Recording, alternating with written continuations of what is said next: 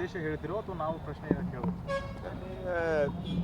ನಾವು ಕಾಂಗ್ರೆಸ್ ಪಕ್ಷ ಕರ್ನಾಟಕದಲ್ಲಿ ಮೊದಲನೇ ಹಂತ ಚುನಾವಣೆ ಆದ ನಂತರ ನಮಗೆಲ್ಲ ಎರಡನೇ ಹಂತದಲ್ಲಿ ಚುನಾವಣೆ ಇರತಕ್ಕಂಥ ಕ್ಷೇತ್ರಗಳಿಗೆ ಜವಾಬ್ದಾರಿ ಕೊಟ್ಟಿದ್ದಾರೆ.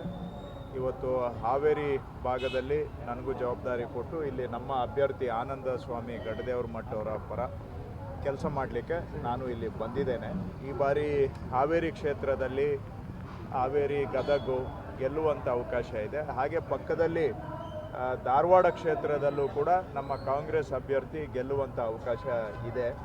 ಸೊ ಒಟ್ಟಾರೆ ಈ ಬಾರಿ ರಾಜ್ಯದಲ್ಲಿ ನಾವು ನೋಡ್ತಾ ಇರೋ ಹಾಗೆ ಕಾಂಗ್ರೆಸ್ ಪರವಾದಂಥ ಒಂದು ವಾತಾವರಣ ಕಾಣ್ತಾ ಇದೆ. ಹಾಗೂ BJP 10 ವರ್ಷ ಅಧಿಕಾರವನ್ನು ಕೊಟ್ಟು ನೋಡಿ ಅವರಿಗೆ ಜನ ಈಗ ಸಾಕು ಅನ್ನಿಸುವ BJP ಸಾಕು ಅನ್ನುವ ಹಂತಕ್ಕೆ ಜನಗಳ ಅಭಿಪ್ರಾಯ ಬಂದಿದೆ. 10 ವರ್ಷದಲ್ಲಿ ಬೆಲೆ ಏರಿಕೆ ಸಾಕಾಗಿದೆ, ನಿರುದ್ಯೋಗ ಸಮಸ್ಯೆ ಸಾಕಾಗಿದೆ, ಶ್ರೀಮಂತರಿಗೋಸ್ಕರ ದುಡಿಯುವಂಥ ಕೆಲಸ ಸರ್ಕಾರ ಸಾಕಾಗಿದೆ, ಸಾಮಾನ್ಯ ಜನಗಳ ಪರ ಸರ್ಕಾರ ಬೇಕಾಗಿದೆ. ದೇಶದಲ್ಲಿ ರೈತರು ಸಹ ಇವತ್ತು BJPಯ ಬಗ್ಗೆ ಬೇಸತ್ತಿದ್ದಾರೆ.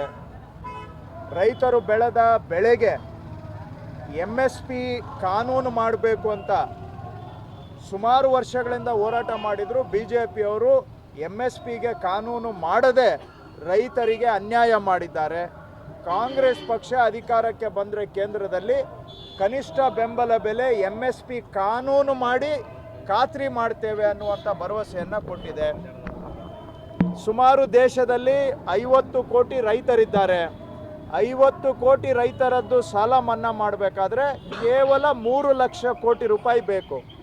ಆದರೆ BJP ಸರ್ಕಾರ ರೈತರದ್ದು ಸಾಲ ಮನ್ನಾ ಮಾಡೋದಕ್ಕೆ ಹಣ ಇಲ್ಲ, ರೈತರದ್ದು ಸಾಲ ಮನ್ನಾ ಮಾಡಿದರೆ ದೇಶ ಬರ್ಬಾದಾಗುತ್ತೆ ಅಂತ ಹೇಳ್ತಾರೆ. ಇದೇ ಸಂದರ್ಭದಲ್ಲಿ ದೇಶದ ಕೆಲವು ಒಂದು 500 ಶ್ರೀಮಂತರದ್ದು 20 ಲಕ್ಷ ಕೋಟಿ ಸಾಲ ಮನ್ನಾ ಮಾಡಿದ್ದಾರೆ. ಸೊ ಒಂದು 500,000 ಜನಕ್ಕೆ 20 ಲಕ್ಷ ಕೋಟಿ ಸಾಲ ಮನ್ನಾ ಮಾಡೋಕ್ಕೆ ದುಡ್ಡಿದೆ. 50 ಕೋಟಿ ಸಂಖ್ಯೆಯಲ್ಲಿರ್ತಕ್ಕಂಥ ರೈತರಿಗೆ 3 ಲಕ್ಷ ಕೋಟಿ ರೂಪಾಯಿ ಸಾಲ ಮನ್ನಾ ಮಾಡೋಕ್ಕೆ ದುಡ್ಡಿಲ್ಲ ಅಂಥೇಳಿ ರೈತರು ಜಾಗೃತರಾಗ್ತಾ ಇದ್ದಾರೆ. ಸೊ ಒಂದು ಕಡೆ ಕಾಂಗ್ರೆಸ್ ಪಕ್ಷ ಕೇಂದ್ರದಲ್ಲಿ ಅಧಿಕಾರಕ್ಕೆ ಬಂದರೆ MSP ಮಿನಿಮಮ್ ಸಪೋರ್ಟ್ ಪ್ರೈಸ್ ಕನಿಷ್ಠ ಬೆಂಬಲ ಬೆಲೆ ಕಾನೂನು ಮಾಡಿ ಖಾತ್ರಿ ಮಾಡ್ತೇವೆ ಅನ್ನೋ ಒಂದು ಭರವಸೆ, ಎರಡನೇದು ರೈತರಿಗೆ ಸಾಲ ಮನ್ನಾ ಮಾಡ್ತೇವೆ ನಾವು ಅಧಿಕಾರಕ್ಕೆ ಬಂದರೆ ಅನ್ನುವ ಭರವಸೆ ಕೊಟ್ಟಿದೆ. ಹಾಗಾಗಿ ರೈತರು ಕೂಡ ಇವತ್ತು BJPಯಿಂದ ಬೇಸತ್ತು ಕಾಂಗ್ರೆಸ್ ಕಡೆಗೆ ಮುಖ ಮಾಡಿದ್ದಾರೆ. ಇವೆಲ್ಲ ಕಾರಣಗಳಿಂದ ದೇಶದಲ್ಲಿ ಬದಲಾವಣೆಯ ಗಾಳಿ ಬೀಸ್ತಾ ಇರೋದ್ರಿಂದ ರಾಜ್ಯದಲ್ಲೂ ಕೂಡ ಕಾಂಗ್ರೆಸ್ಗೆ ಒಳ್ಳೆ ಫಲಿತಾಂಶ ಬರುತ್ತೆ ಅನ್ನೋ ನಿರೀಕ್ಷೆ ಇಟ್ಕೊಂಡಿದ್ದೇವೆ.